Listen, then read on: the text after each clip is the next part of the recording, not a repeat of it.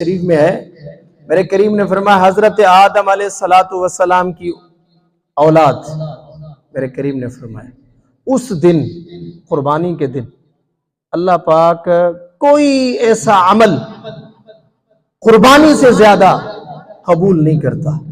یعنی سب سے بڑا اس دن کا عمل وہ قربانی ہے. نماز بھی چلو اپنی جگہ پہ، روزہ اپنی جگہ پہ، نفل اپنی جگہ پہ، صدقات و خیرات اپنی جگہ پہ ہے، لیکن قرآن کی تلاوت کرنا اپنی جگہ پہ ہے. لیکن اس دن، قربانی کے جو دن ہے، اس کے اندر صرف رب کو جو زیادہ محبوب عمل ہے وہ قربانی سے بڑھ کے اور زیادہ کچھ بھی نہیں.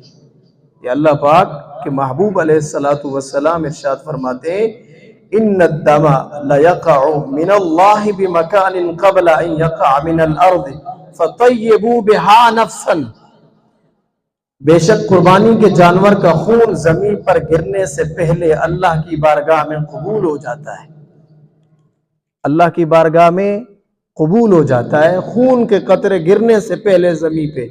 اور آپ نے فرمایا پس خوش ہو کر قربانی کیا کرو.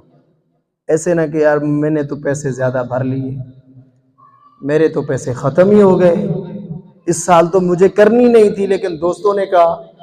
یہ ایسی باتیں کرنے سے عمل ضائع ہو جاتا ہے کہ میں نے تو بھائی 20,000 روپے بھرے، میرا کوئی خیال نہیں تھا لیکن دوستوں نے کہہ دیا کہ بھائی آپ کو بھی ہاتھ رکھنا ہے، چلو میں نے گوشت کے لیے رکھ دیا.